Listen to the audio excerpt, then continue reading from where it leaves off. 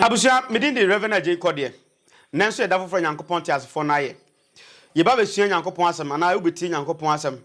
Meni sofo a media bibisem eye adwuma ana se megie na nanom amamre ne amane de tum se ye mfa nsom na ebeyeyi. Ye sha asentinu ye fa ye hwiesa na ye bompae. Ososo hene ye kire onsa ye ma onsa asase ya wada roma odie ni.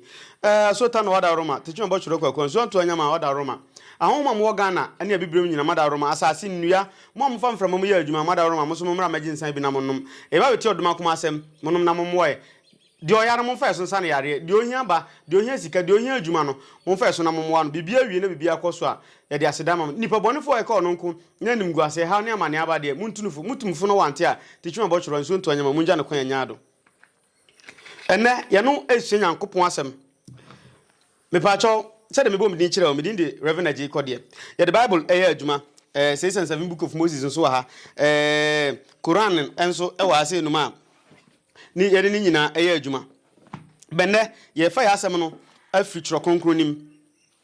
tie fa Bible no na ye nsu ade na ye fa ya asem tie wa no e de afiri nsempa no said the Mika etworo mae etira 9 ni yimu num Mika 4 verse number 5 o say na aman mu biara nante ono ani nyame din mu na yende ye benante Nyankopon dim akosi dada misisu biem aman mu biara nante ono ani nyame dim na yende ye benante Nyankopon dim akosi dada abusua da ben ena opese Israel Nyankopon ofri Israel no besa yare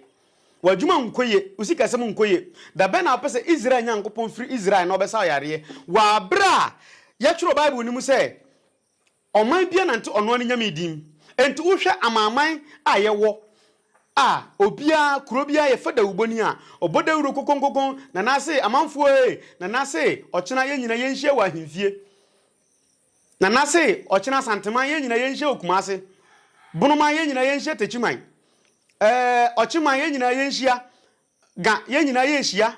mipacho eye oman na sa oman bia wo mu no oman no ewo ni nyame so no nku bia ewo so som no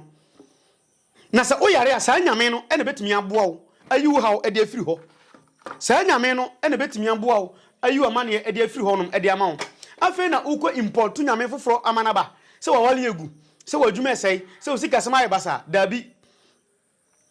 ohe India fo a omo nante omo nyame dim enti omo som Krishna ohe China fo a omo so nante omo nyame dim Buddha ni ade na ohwe in Africa de ate se ye kofa nyame firi obi krom na ede aba meanwhile nyame na ye ne nete no ono betimi aboa how be na da so na problem be na da so bana da ukuada na afa fiada na kwasiada bia no metenase tie nipa bia asem e wo Techiman me number na wo screen ase no obetimi afa number no na wa frɛ me ka cha me se papa me ha onie mama na enie mpanifo se yense ho yade o ba bia yete ye kinkan Bible no a Bible da bia me ka kiro say e basic instructions before leaving earth u kan bo man na obenya Bible basic instructions before leaving earth obetimi akome page TikTok Kodie TV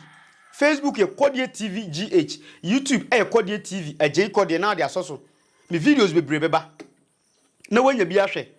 me pacho what mase na follow page ni so ka ho se opese metenase na hwehwe wa asemu a obebe Techiman ye hwehwe wi akwankere ho no ye de atoso se yare bi ne da wo so a oba ye hwe ba bi yare ni free ba bi yare ni ekọ na fe ya hwe de ye de ma wa yare ni ebekọ se aduma sem ne nkoyi a bia na bibi na akoka papa ama na age yire de ama ha obi abeto wo so na ama wadwuma ne usika sem enkoyi bia fi bi na aka ho ehye oba ye betimi ama obi wapun wo hyentomam wapun upu hye na said ye how be da so no etie bia no ha no be firi akọ honhom ye nku no ye pam no enti ye de ehye ene husie ene pam honhom oka Revelation chapter 2 ekwa ye be kiro kwan a ye fa so a ye de husie pam ahonhom anase ahonhom eka bo agi ede ko Nyankopon nchen so for Bible na wo hu biem Revelation ni de kura no am say eno na etwa to kura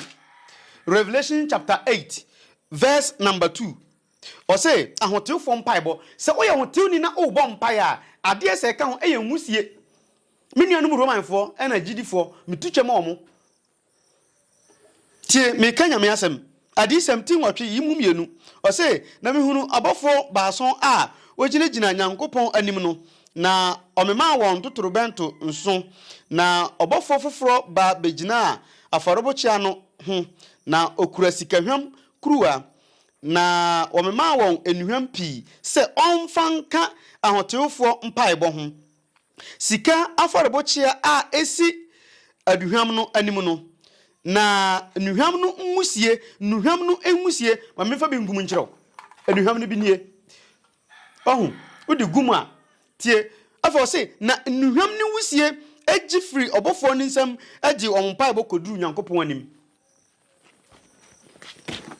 abusua enti se obɔ mpa ya ewo se onya duhwam bi de ka ho upun ho aduro ma hu se ampa wo pun ho aduro ama se umu edu baifu e hawo fie bi na otim adwuma bi na wom na niam nkoye oton ayento ususu se obi di bibia be hye wo fie da bi memma obi antu fie ho baji we bi na fa pun fie honom na wakasa fa obeshit bi na hyem na pun ho aduro ben ho wa ba wiase bible mu asem na nem no wo che obetumi afa me number no na fe wa frɛ me na nkomo bi e won onim yedi minim hawa eda oso ne amane eda oso se awo na wo pe ana yare na eda oso adwuma sem ana sikasem na enkoye ana opese utu kwan a me pa acho fa me na ma na frɛ me o frɛ me papa me de ye problem sei me de ye problem sei me ye adwuma be me humi ho ano sikasem nkoye o ba ye hwehwe abrofo ne sei one discover on recover awo se uhu ba bi problem no efri any baby problem ni ko baby problem aduru na afi wo hu adekode a wudi besia no 24 se wo fiti prekope tu nsia mojaba e bia wo chichi na manfo so ache omo import ahohom ba me import hohom bia mfiri ba bia abibrem ha ahohom atwa hu ahia no e na mabobo wo na anom e na medidi sofo enti wo problem no nipa na odi problem ne to wo so no wo ye bibini sa na ye wo abibrem ahohom e betimi ayi wo problem na firi ho bro mama papa wutie mi so obi nim chichire nso a me kire o se obi nso nim sane minim ha wa da so e bia ususu se yato aduro bi kura wa na wo ha wo ho e bia usuo no usunsum no echiri bibi wo de ma no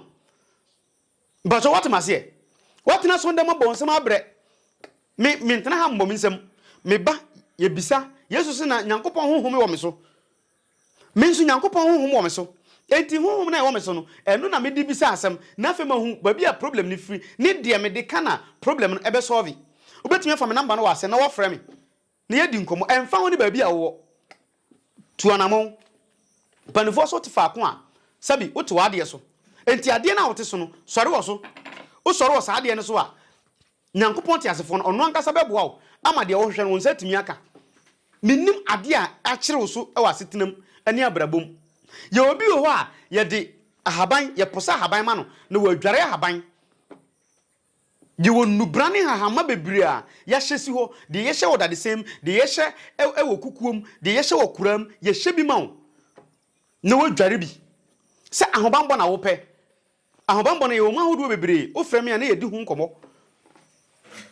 me pato what ya say bi wo nso opese ode ne hu gya ode ne yere ne mba bi pese ode na wale egya woni abrantie bete oni abeba wa bete adwuma wom adwuma no womfa njae enim na ema nipa bebre adwuma firi wom nsa adwuma wo ye no ebe firi ni nsa awale a wom relationship a wom school kura wo kon fagya na wonko so kwan so amma fie oni obi nete nipa na nete no ohwe wo kama bra sister fagya abaya no nete no ususu abaya no ye mema asem fa wade no begya nipa so what mase ana bibi ni a na waba na wabehwehwem na wasan kɔ adwuma wo ye no umfa adwuma ni njae baifuo betimi atontentan de akyekyerɛw na afei wonam a wo se obi ni mi ada ntontom kan sɛ ntentan kyeme me pacho wo dwere duro da wo pu aduro da bon homoden won kɔ ba bi a ye de ayi nkuto asigya so na ye de ka wa hyew se kɔ na kodware obi antimi nye ofoko beno nkyere se fa Kodie boni fire de papa e wo se wo ba wiase no wo maame awo wo nso wo ho na yehu sampa wo ba wiase ya wo ba wiase de bro wo ho wo ye sofo e bia be so hu obi hu asem na wo ka kyere no me pa chaw me number na wase no frɛ me na ye ndi nkomo wo nso e bia mufie suman bi ho epusu bet enkan ana ensi fom me pa cho frem na yendi nkomo ana obi ate yare ato so obi ate ka ato so obi ate amane bi ato so adwuma se yeda so aware nkomesi promise and fail eda so obi sho ba bo hye ni mbam obeda abeso de na oni obi da me pa cho wate ase tu ana mon panifo se osuwa nsu na osuwa nsa uhu di mu odu fami number no e obayu nase anase untimi mfa so a ko hwehwe me e Facebook Kodie TV GH Kodie TV GH anase TikTok Kodie TV me videos bebre ho ubenya bi ahwe na fe nkomo bi e ho no ya tenase na ya di na e de asomdwa brew me nim problem a wo face yemfa ya honhom a e wo ha no en solve your problems ye wa so fe Africa na akọ Israel ekoso gogo tabuom bompae ye o trabo ho ye o bochoro abo ho ye o tanobo ho onsom ende e bone ye wo ye nuanum kramofu a ekomeka ekoso carbon e bompae ene de nyame dia na meme kurombo na eye tanobo no ene de e bone enye sa ni nyina so nyankopon ene boy na eno timi twitwaje me a na mafaka ase me ekomeka mafaka ase me ekogogota ye faka eko Saudi say ko pezamzam e de aba nkramofo nsuo ni bi na ya faka na yeko Israel na babia ye boy Yesu asu na yekosa nsuo aba na ye di America yakofa Jordan aba wa abra me nso tanote ya ye frɛ bonu dua be nyawo me mfata no modua se enkokumi nua o na emmom me de be ye ma adwuma ye me mo ma adwuma akoso e be bon ma wale akoso e be bon ma sika sem akoso eno na ya de papa e wo se ye hwɛ na yesua na enye se ye fra nto se enkokum nipa ye mfrɛ bochoro se enkokum nipa ye mfrɛ subi se enkochi obi tano se enkochi obi me dabi abusua eno na asofo ni nyina ye de ya asole time aso se me nua asofo bi akita bosom bie so no bia hu ni se ade se na ade di sofo enya bone kinkan judges abrantie bi ye frɛ ni Mika ni maami ne kotu bosom man se gina meba fa kodi sofo bible say na afinishi aye no onya dan fo mo mbedi sofo man enom ka se oh afa ne mahu se nyankopon wa hira me dey the Reverend J Kodie fa me number na obayu nase ana number na etwagu ase no fa bi o fa frame nkomo bia ho me ne obedi na kwampapa e be fa so a yebetimi abo asolve problem e de ama no ya fa sa kwampapa ne so metenase fiada kwasiada ena okuada etie nipa bia asem na de akwankyera to so bi nso wo bega asem ye pani e bia meba nipa ne do so o frame ye be buki time bi kura ye hia anajo e wo ha ya anajo na ya ye de be ye na okɔ ne ba bi na msem kom ba bi asedaba na ye de aba be hye adwunyankopɔn ani onyam menim how I da so sisi a na me kasa amane anadadwene ne adwendwene a ye da so obi wo se me spiritual knowledge ni de mete wa wia kura eba me ba chobra na ye ni hu nkomo what I say bizu wo se me kwa ware a enyeye me kwa ya pene ma ba beduru fie me kwa relationship bia na ya pam me gita tibone me gita bad luck abrabo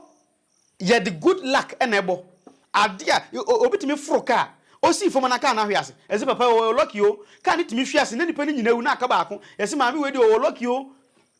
abrabo ye the luck enebo enti so luck bofuma obi bia be befom wadwuma kofom osikasem kofom waware kofom obi bi ade ye wo de ano e bia na nka abrante bi na ni je ho esan se uni luck ntinu wakokofo obi fufo ne natana o luck ene wo fom ena ama na abasa na saka o luck wo soro anka wo no di kan hia wo won se ye hia wo na pa yan wale wo on se yan wale wo yakọ wale obi o luck e wo fom ye de luck ene bobra nanso ye hia obi no andi 2 days yakọ ye ne ho ade ne luck e wo soro sen me di hu CSA no